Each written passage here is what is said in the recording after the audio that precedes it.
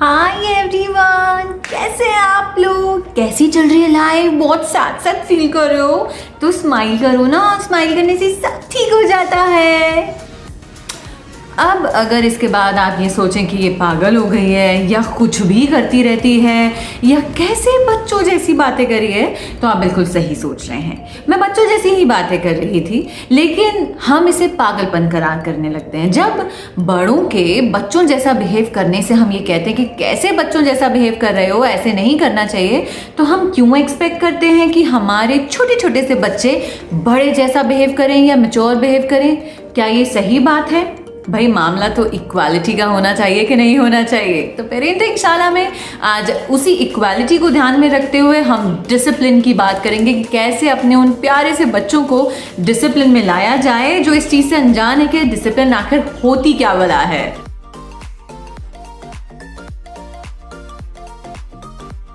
जब भी डिसिप्लिन की बात आती है तो बड़े अक्सर बच्चों से ऐसा चाहते हैं कि वो अच्छे से बात करें, अच्छा बिहेवियर करें, अच्छे कपड़े पहने एंड सब चीज़ें बहुत अच्छी से करें। लेकिन हम अगर बच्चों को पहले तो 3 कैटेगरीज में डिफाइन करें, एक तो टॉडलर्स होती है, देन फिर growing age, then teen age. तो हर उम्र का एक पड़ाव रहता है, एक तरीका होता है जिसमें आपको उन्हें डिसिप्लिन बनाना पड़ता है।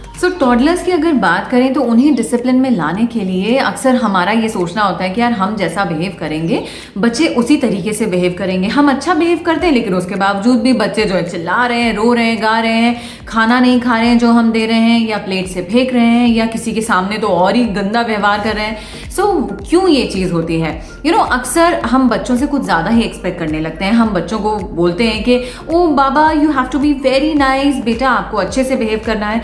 अब बेचारे 9 महीने या 1.5 साल के बच्चे को मालूम ही नहीं है कि अच्छे से बिहेव करना होता आखिर क्या है, और हम उन पर ये बोझ डाले दे रहे हैं। और तो और इन सब के चलते वो अटेंशन पाना चाहते हैं आपकी, कि कैसे जो है मम्मी पापा गुस्सा रहते हैं, मैं अटेंशन उनकी पाऊँ, तो वो आपके लिए कुछ अजीबोगरीब हरकतें करते रहेंगे, चिल्लाते रहेंगे या प्लेट फेंकना शुरू करेंगे। इस किस्म की चीज़ें वो करते हैं एंड हम जो है घबरा जाते हैं कि यार हम तो अच्छा बिहेव करते हैं, हमारा बच्चा ऐसा क्यों नहीं बिहेव करता। उसका सोल्यूशन यही है बॉस कि आपको बच्चों को सबसे पहले तो उतना टाइम देना है कि वो छोटे हैं। उन्हें अगर आप समझा रहे हैं कि you have to be nice, तो आपको बताना है कि एग्जैक्टली नाइस मतलब क्या होता है। नाइस मतलब होता है अच्छा खाना खाना, साफ कपड़े पहनना, साफ रहना, डेली हाइजीन होती है, पॉटी ट्रेनिंग होती है छोटे छोटे बच्चों की, देन दूसरों के सामने बिहेवियर कैसा रहता है आपका। ये सब चीज़ें उन्हें बहुत ज़रूरी होती है बताना।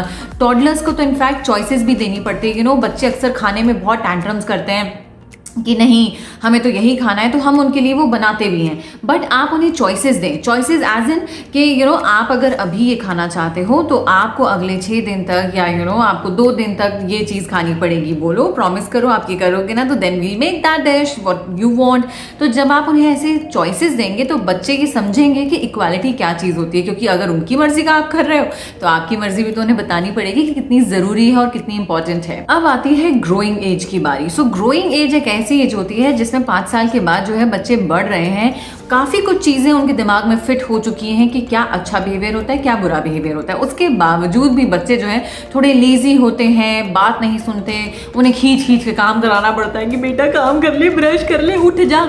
ये सब डेली रूटीन के हैबिट्स भी जो हैं वो अभी तक पनपे नहीं है। तो उस चक्कर में हम क्या करते हैं, हम बच्चों को कहीं ना कहीं से इंसल्ट करते हैं, उन पर चिल्लाते हैं, उन्हें बहुत गुस्सा करते हैं और उनका कंपैरिजन करते हैं, जो कि सबसे ज़्यादा हार्मफुल होता है। और स्पेशली चाइल्ड के डेवलपमेंट में ये तो बहुत मुश्किल होता है। तो अगर आप चाहते हैं कि यार उनका एक डिसिप्लिन जो है वो फॉलो हो, और स्पेशली इस टाइम में जहाँ पिछले 1-1.5 साल से बच्चे जो हैं थोड़ा अनडिसिप्लिन लाइफ में हैं ही, खुद ही उनका स्केड्यूल नहीं बन पा रहा है, आपका नहीं बन पा रहा है, तो कैसे बेचारे बना पाएंगे। आपको उन्हें रीडायरेक्ट करना पड़ेगा, जो कि टॉडलर्स में भी काम आता है रीडायरेक्शन। आपको बच्चे को समझाना पड़ेगा कि ये जो चीज़ें आप कर रहे हैं, या आप बीइंग अ पेरेंट जो आप चाह रहे हैं उनसे कि सुबह जल्दी उठना क्यों ज़रूरी है, समय से खाना खाना, समय से सोना क्यों ज़रूरी है, ये आप उन्हें बताएं। उन्हें दूसरी बातें बनाएं, उन्हें स्टोरी के ज़रिए बताएं, उन्हें जो है दूसरे बच्चे के एग्जाम्पल देकर बताएं। एग्जाम्पल देना अलग होता है और कंपैरिजन करना एक टोटली डिफरेंट थिंग होती है। अरे यार तुम तो बहुत ही गधे हो, तुम तो कुछ काम के ही नहीं हो, देखो उस बच्चे को कितना अच्छा करता है। जब आप ऐसे करते हैं तो डेफिनेटली बच्चा डिसिप्लिन तो कभी फॉलो करेगा ही नहीं, उल्टा ढीठ और हो जाएगा कि यार ये तो देखो हर वक्त ही चिल्लाते रहते हैं, इससे बेहतर है कि मैं कुछ गड़बड़ी काम कर लूँ, कुछ आड़ा टेढ़ा काम कर लूँ, उद्दंड बच्चा बन जाऊँ तो अच्छा है, मुझे तो संतुष्टि मिलेगी। बच्चे ये सब चीज़ें समझते हैं, तो आपको ये तो स्ट्रिक्ट नो है कि आपको कंपैरिजन्स या येलिंग या आप उनका इंसल्ट नहीं करें, स्पेशली ग्रोइंग एज में। देन थर्ड फेज आता है जब बच्चे टीन एज में आते हैं। अब बच्चे टीन एज में हैं, उसी वक्त उनका 10th है, 12th है, एंड यूजुअली क्या होता है,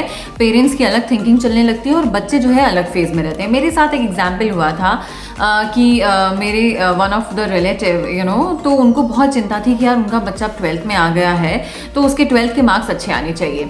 तो उन्होंने मुझे फ़ोन करके यही कहा कि देखो यार ये बच्चा शायद पढ़ता नहीं है, इसका ध्यान नहीं है, ये एक ना बात करता रहता है लड़की से फ़ोन पर, कुछ तो गड़बड़ है, कुछ तो चक्कर चल रहा है बॉस। औरत का चक्कर बाबू भैया, औरत का चक्कर बहुत बेकार होता है, आप प्लीज इसे समझाओ।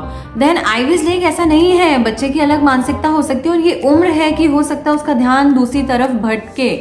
और जब बातचीत हुई तो ये समझ में आया, ये बात निकल कर आई कि जो बच्चा था वो पढ़ाई करता था, जब उसको थोड़ा सा ब्रेक लेना होता था तो बस टीवी देखने के या मोबाइल देखने के वो एक दो दोस्तों से बात करता था। उसमें से एक फ्रेंड जो थी वो गर्ल थी और वो उससे बात करता था कि यार आगे कैसे करूं, पेरेंट्स चाहते हैं कि वो कुछ और फील्ड में जाए, वो कुछ और करना चाहता है। तो वो यही सोच रहा था कि ठीक है मैं उस मुकाम तक पहुंच जाऊं जो पेरेंट्स चाहते हैं, फिर वहां से वो अपना पैशन फॉलो करेगा।